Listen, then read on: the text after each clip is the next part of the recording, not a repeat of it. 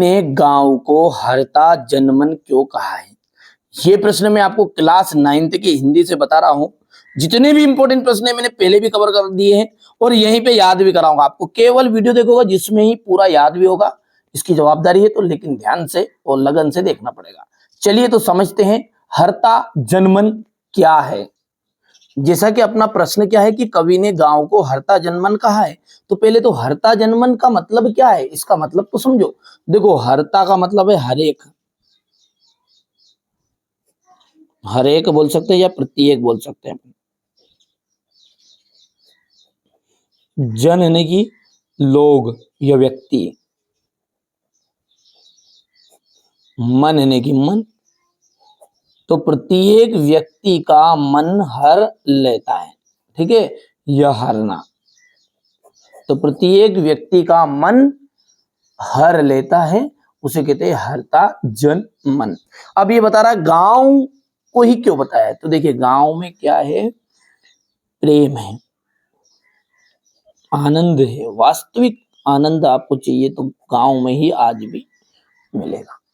ठीक है, यहां पर विश्वास है। यदि आप मान के चलो भूखे हैं और किसी के घर आप शहर में हैं, है ना, शहर में आप किसी के घर जाओगे ना, वास्तविक देखना, आप भूखे होंगे और शहर में जाएंगे तो वो केवल बस पानी तक ही पूछ सकता है, यदि पहचान का है तो, और बिना पहचान का है ना तो पानी की भी नहीं पूछेगा। और यदि यही व्यक्ति आप गांव में देख लो, यही आपका सीन गांव में देख लो, विचार करोगे नहीं आप, और आप जो जिसने अजमाया है वो देख लिया हुआ है ना, गाँव में जाओगे तो सबसे पहले आप किसी के दरवाजे के पास खड़े हो गए ना, तो वो सबसे पहले पानी की पूछता है, ये नहीं पूछता साहब कहाँ से आए, कहाँ गए था, कहाँ नहीं गए। ठीक है, तो सबसे पहले पानी, उसके बाद में भले ही बिना पहचान को तो कम से कम उससे भोजन की नहीं बनती है तो पानी और चाय तो जरूर ही पिलाता है।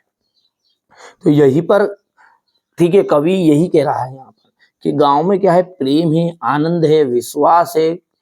ठीक है, तो इसके कारण क्या होता है, हर एक व्यक्ति का जो मन है वो हर लिया जाता, बहुत आनंदित हो जाता है।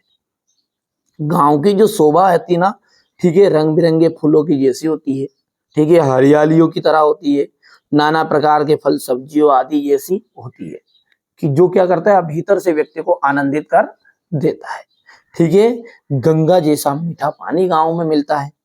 ठीक है, कोई ये किसी के नदी नाला का पानी नहीं मिलता साहब, गंदी वाड़ा का पानी है। ठीक है, यहाँ पर क्या गंगा जैसा मीठा पानी मिलता है। गांव की छटा जो है वो मनमोहक है, मन को भा लेती है, बस यही चीज है। ठीक है, अब ये तो मैंने आपको बताया है। ठीक है, आपको प्रश्न यदि एग्जाम में आता तो कैसा लिखोगे वो अब देख लीजिए। यहां से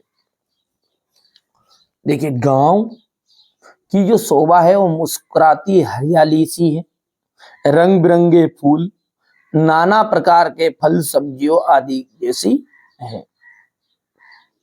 गांव की जो शोभा है वो कैसी है, मुस्कुराती हरियाली के जैसी है, रंग बिरंगे फूलों की जैसी है। नाना का मतलब होता है अनेक प्रकार के जो फल सब्जी होती है ना, उनके जैसी है। गांव में गंगा जैसा मीठा पानी मिलता है।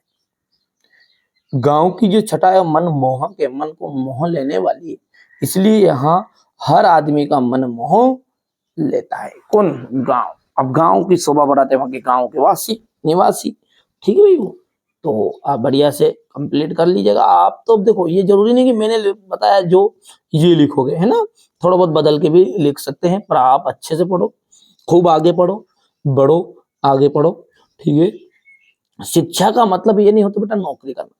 शिक्षा का मतलब ना तो रटना होता है, ना कभी नौकरी करना होता है। जीवन में व्यक्ति सफल हो जाए, ठीक है, वो वाली चाहे किसी भी क्षेत्र से हो, बस यही होता है शिक्षा का मतलब, कि सफलता दिलाना अपने कर्मों में, अपने गुणों में। ठीक है भैया, तो शिक्षा का मतलब जब तक नौकरी होगा ना, तो भाई साहब नौकर ही पैदा होंगे। आपको क्या करना है, शिक्षा लेनी है, ज्ञान लेना है, और कुछ कलाओं का अपने जीवन में विकसित करना है, जो कि इन किताबी ज्ञान में नहीं होगी बेटा। एक वास्तविक बता रहा हूं मैं आपको, आप 9th क्लास का सिलेबस है ये, वो 9th को बता रहा हूं मैं। जो ये कला है, कुछ करने की क्षमता है, आपका जीवन में एक टारगेट बना लो, बस उसके अकॉर्डिंग चलोगे तो काम हो जाएगा। किताबी ज्ञान में आपको व्यवहारिक ज्ञान नहीं दिया जाएगा कि आपको कैसे रहना है, समाज में कैसे रहना है, क्या करना है क्या नहीं करना, ये किताबों में नहीं दिया है बेटा। ये सब व्यवहारिक ज्ञान है। आप बूढ़े बुजुर्गों के साथ बैठा करो, ठीक है, उनका जो अनुभव है वो आपको एक जीवन में दिशा प्रदान करेगा, कहाँ पर भटकना है कहाँ पे नहीं भटकना है। ये बातें इसलिए बता रहा हूँ कि आज हर बच्चा किसी न किसी चीज का आदी है, सबसे ज्यादा तो गेमों का। गेम तो इतने तरीके से खेल रहा है बिल्कुल जैसे जाने की, ठीक है, ये जो ऑनलाइन गेम है ना, कई की जमीन बिकवा रहा है भैया, ठीक है बेटा। तो इसलिए आप बड़े बुजुर्गों के साथ बैठा करो, ठीक है, आगे आपकी मर्जी है, ठीक है भैया। हमारा काम है समझाने का, समझे तो ठीक, नहीं समझे तो ठीक।